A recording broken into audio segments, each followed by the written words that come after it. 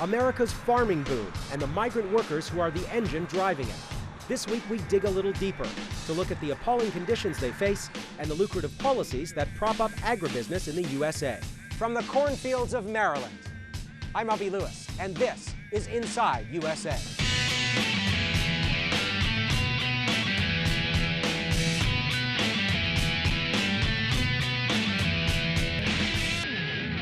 The big business of farming in America is booming. But if you look a little closer, it's feeding on millions of vulnerable lives to do it. More than half of all the farm workers in the United States are undocumented migrants, and that means they're ripe for exploitation. They face low wages, substandard housing, injuries, pesticides, heat stroke. Some literally work themselves to death. So why do migrant workers choose such a brutal path? Well, the standard explanation is that they're seeking a better life here. But for many, there's really no choice involved. Free trade deals and agricultural subsidies cooked up in Washington have forced millions of Latin American farmers off their lands, unable to compete with the heavily subsidized food pouring in from the United States. South of the border, entire farming towns have emptied out, and for many migrant workers here, there is now nothing to go home to. On this week's Inside Focus, we follow the trail of farming in the era of free trade, from Mexico to California to North Carolina. Here's Seb Walker with the story.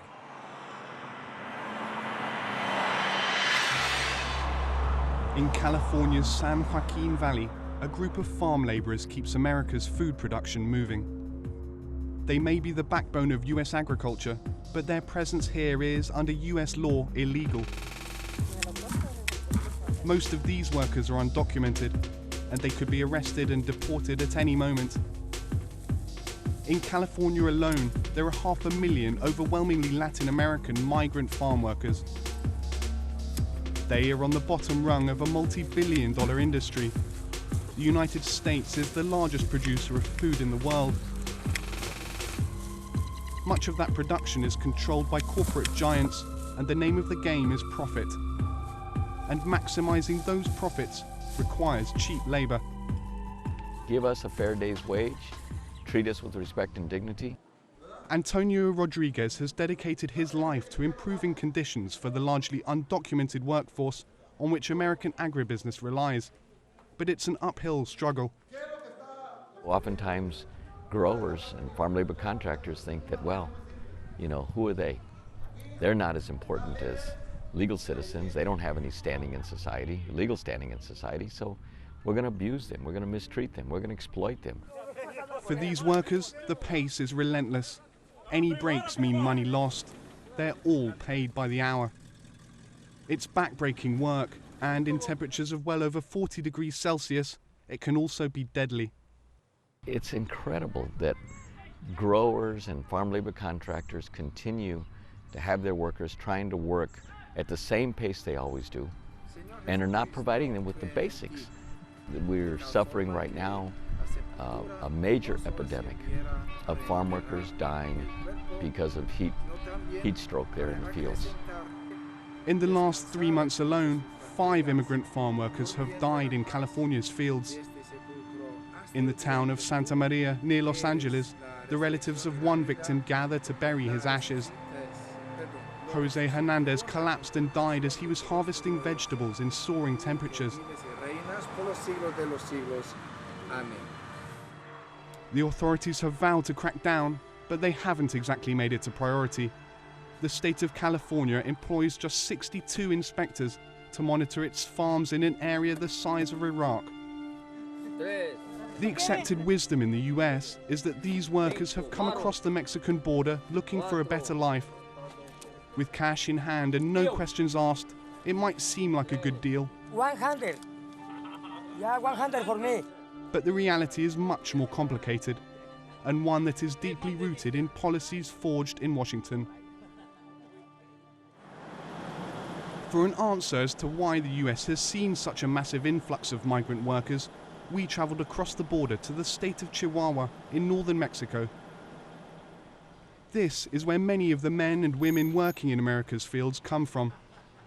Here, Mexican farmers have, over the last 2 decades, been pitched into the global marketplace. Look at the agricultural tools here, instruments or equipment, the machines. They are completely abandoned. Victor Quintana is a local politician who's been struggling to deal with the phenomenon. He says ghost towns like this one can be found across the state. You have your beans or your corn competing with the Iowa corn or the Michigan or Colorado beans, highly subsidized, highly tinified. Free trade deals and the lowering of import tariffs means that horse and plow must now compete against huge US farms with all their technology and subsidies worth billions of dollars. Mexico's small farmers here now plant their seeds in what's become a completely uneven playing field. It has also resulted in a dramatic toll on the local community. In the space of just a decade, entire farming communities have simply collapsed. Many of them have moved north across the border in search of work. They started to migrate the husband, then the whole family, and then they abandoned the house, they abandoned the machines, because or they don't want to invest money in that. This is what used to be the main street of a once thriving farming town. CHIHUAHUA was in fact a focal point of activity for the region's farming community. There were rodeos held here and fiestas at harvest time. The town was home to more than 50 families. Now, only a handful still remain. Quintana says while subsistence farming was already under pressure, free trade agreements signed with the US were the final straw. The countryside has been weakened by the structural policies. And when NAFTA arrived, the countryside, the farmers, were not in condition to compete because they had been weakened before. Along with Canada and the US, Mexico was one of 3 original signatories to the North American Free Trade Agreement back in 1994. The deal's been enforced in Mexico by a succession of Washington-friendly governments, happy to rely on cheaper US imports for their country's food supply. But when the price of those imports goes up, the result can be devastating. Tens of thousands took to Mexico's streets last year to protest a 400% rise in the cost of tortillas, the country's basic staple. With grain now hitting record levels as a commodity in the global marketplace, US farming giants like Cargill and ADM, the 2 largest grain producers on the planet, are cleaning up. Last year alone, they raked in profits of nearly $5 billion between them. Even so, the US Congress just months ago approved a $300 billion farm bill, giving US agribusiness billions of dollars in direct payments every year to help undercut the markets. Number of illegal aliens, voluntary deportation. That's right, voluntary deportation. Back on the US side of the border, the growing number of economic migrants has, as an issue, been exploited both by the media and politicians. In a country facing recession, undocumented workers have increasingly become an easy scapegoat for America's economic problems. And the city of Hartford, Connecticut is now the latest city to ignore the nation's immigration laws and offer sanctuary to illegal aliens. A recent immigration raid, the largest in US history at a food processing plant in Iowa, led to hundreds of arrests and a bitter war of words between political factions vying for the White House. What happened to the investigation into agri-processors? We had over a dozen children testify to us. Children, 14, 15, 16-year-olds, that they work up to double shifts in that factory with the full knowledge of the supervisor. When are we going to take action against them, true criminals? But while some see a double standard in the prosecution of undocumented workers rather than the businesses that employ them, others are deeply unsympathetic to their plight. They see America as a giant ATM. They want to just come cash in. Steve King, ranking Republican member of the U.S. Congressional Subcommittee on Immigration, hails from Iowa, the state where the raid took place. I want to see people that want to come here legally that will adhere to those principles that have made this a great nation, and I want to see them assimilated into the broader American society. So I support the raids at Postville. In farming communities across the U.S., the vision of immigration reform is one that reflects economic realities in U.S. agriculture rather than party politics. This is a family farm. Basically, it was granted to us in 1752 by King George of England. I'm the 7th generation on this farm. Tommy Brugiere's apple orchard clings to the foothills of Virginia's Blue Mountains. He says that migrant workers are an economic necessity. It's very labor intensive. We don't have enough Americans that are willing to do the hard work necessary to raise a crop of apples. The idea that there are jobs Americans won't do. I've asked this question. I did a little survey around my office. What is the most difficult, dirty, and dangerous job that we ever ask an American to do? The answer that came back was rooting terrorists out of Fallujah.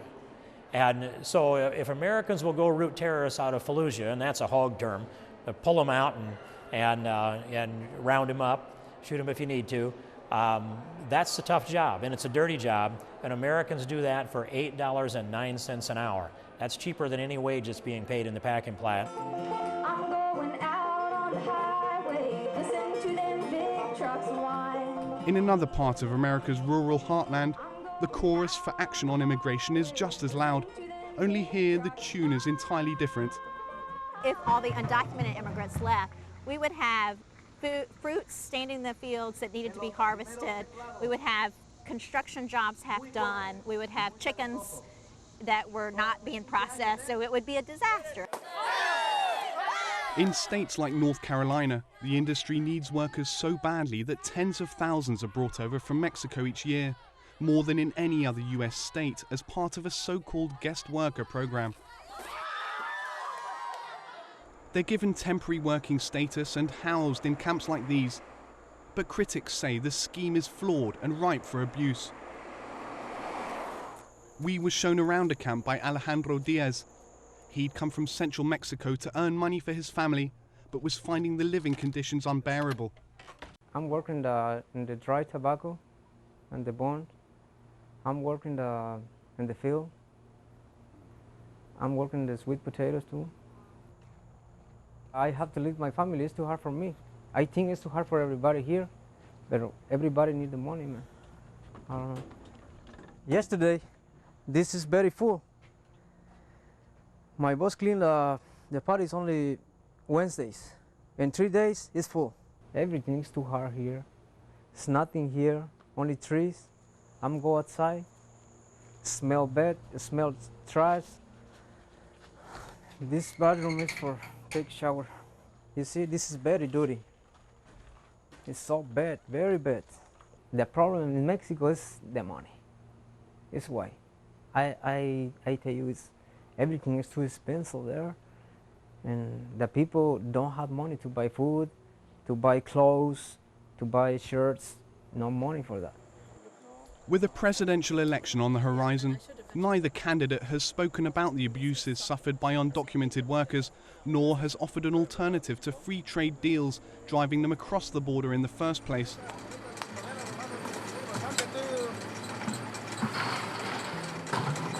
The reality is that the struggling Mexican farmers have no say in these elections.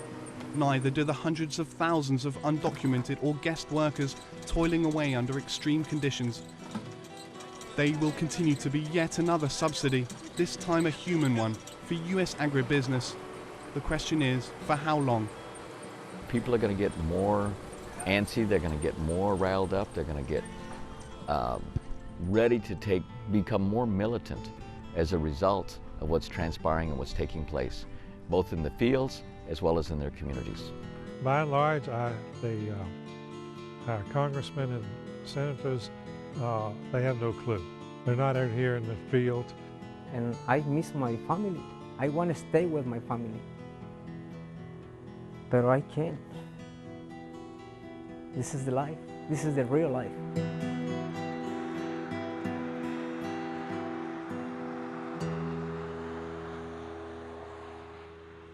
Coming up on Inside USA, campaign coverage uncovered and making the connections on commodities, from Wall Street speculators to biofuels to catfish. Stick around.